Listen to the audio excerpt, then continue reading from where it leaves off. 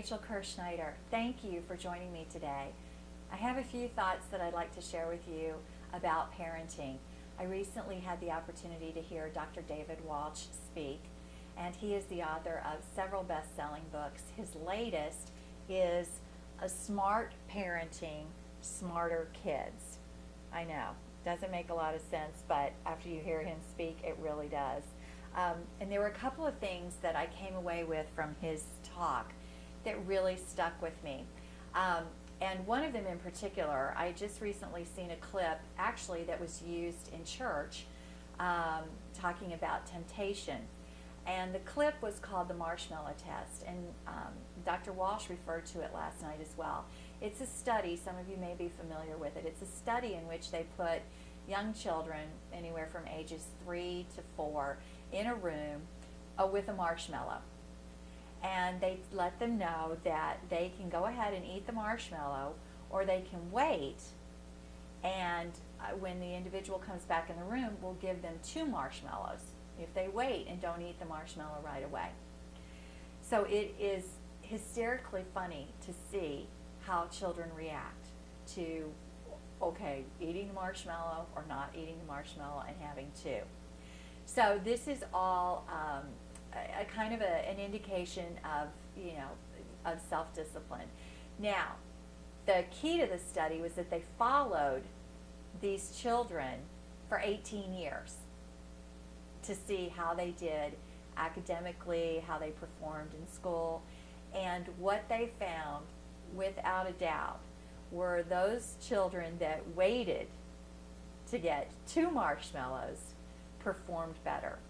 They had learned how to say no, to delay gratification, and to incorporate self-discipline into their life.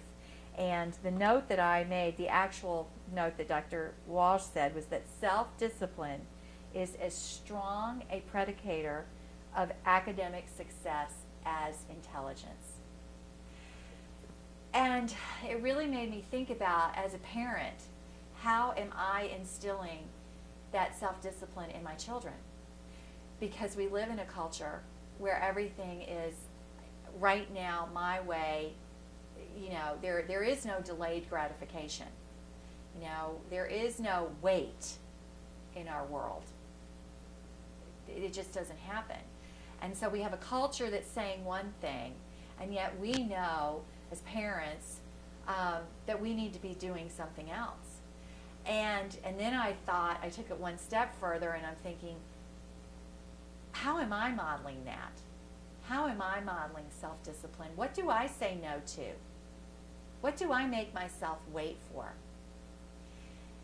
And, it's something to really ponder and to think about. And I don't have all the answers, but I certainly want to ask the question, because I know that as I was growing up, I heard no a lot.